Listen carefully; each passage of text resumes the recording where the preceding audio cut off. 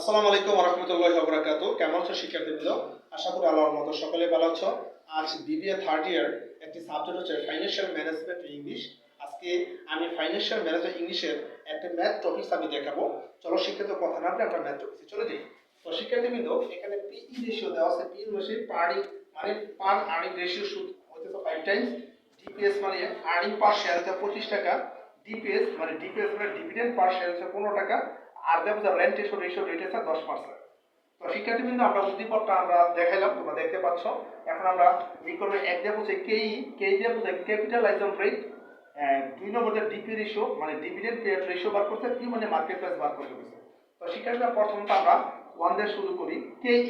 তো কেই দিয়ে শুরু করি, কে এর একটা সূত্র শিক্ষার্থীবৃন্দ, এটা 1, তারপর আমরা লিখবো পিই রেশিও আর এ T I O P ratio into 100। তো শিক্ষার্থী কে সূত্র 1 পি রেশিও ইনটু 100। তো শিক্ষার্থী এখানে 1 আছে, আমরা 1 দিলাম। পি রেশিও মানে 5 আছে, আমরা 5 লিখলাম, ইনটু 100 আছে 100। তো শিক্ষার্থীবৃন্দ তোমরা হাতে ক্যালকুলেটর হাতে নিয়ে এইভাবে বাদ দিবা। ক্যালকুলেটর আগে 1 তুলবা, 1 দিয়া বাদ চাপবা 5 মানে একের 5 দিয়ে বাদ দিবা, 100 দিয়ে গুণ দিবা, তো ডাইরেক্ট চলে আসবে 20%। ঠিক আছে শিক্ষার্থীবৃন্দ, আবারও বললাম তোমাদের, একের 5 দিয়ে বাদ দিবা, 100 দিয়ে গুণ দিবা, 20% চলে আসবে। দ্যাট মিন্স হয়ে গেছে কেই।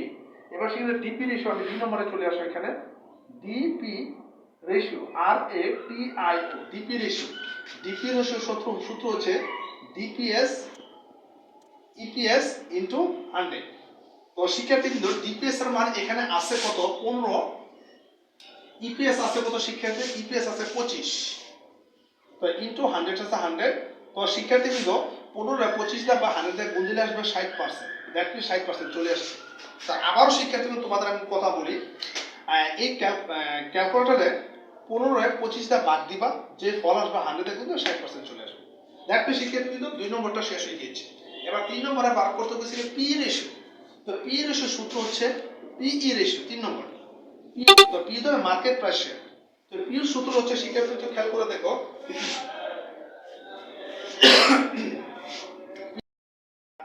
পি এর সূত্র আমি ইপিএস ইপিএস তারপর কে ই মাইনাস বি ইনটু আর, বি ইনটু আর। বাস শিক্ষার্থী আমার চলে আসছে। মানে পি এর সূত্র হচ্ছে ইপিএস কে ই মাইনাস বি ইনটু আর। এখন শিক্ষার্থী আমি একটু ওয়ার্কিং করে আমি তোমাদের দেখাবো।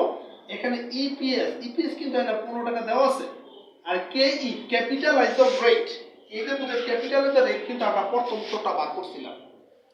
কেই মানে কি প্রথমত কেই এটা 25% দেওয়া আছে, আমরা 20% বসাই দিলাম। 20% অর 20 এর 100 ভাগ মোটাঙ্কিত করতেছে, 20 এর 100 ভাগ দিলে 0.20।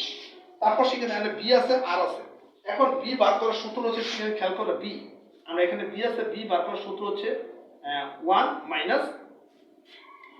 Minus DP ratio. এই যে ডিপি রেশিও, ঠিক আছে সেখানে বি বার করছো, আমরা ডিপি রেশিও 1 আছে 1 সূত্রতে ডিপি রেশিও আমাদের 60। তো 60 এর 100 বাদ দিলে 0.6 চলে আসবে। ঠিক আছে শিক্ষার্থীবৃন্দ, এখন আমরা কি করব, 1 থেকে 0 বিগ দিলে আমার মান চলে আসছে কত? 0.40। আর এখানে আর আছে, আর মানে যে রেন্টেশন রেশিও শিক্ষার্থী, আর পার্সেন্ট দেওয়া আছে 10%। 10 এর যদি আমি মোটাঙ্কিত করি তাহলে আমার চলে আসবে, এই যে 10% এ তুললাম, এটা মোটাঙ্কিত হলে 0.10 চলে আসবে। তো শিক্ষার্থী এখানে মানটা আমি তুলে দিই। ইপিএস মানে আছে কত? 15। কে দিয়ে বোঝায় 0.20 মাইনাস বি এর মান কত বার করছিলাম? বি এর মান বার করছি আমরা 0.40 ইনটু আর বার করছি কত? 0.10। 0.10। তারপর শিক্ষার্থী আমি খেয়াল করে 15 আছে 15 ঠিকই লিখলাম, 0.20 ঠিক আছে, মাইনাস 0.40 তে 0.10 দেয়া গুণ দিলে তোমার চলে আসবে কত? আমরা একটু গুণ দিয়ে চলে আসবে 0.04।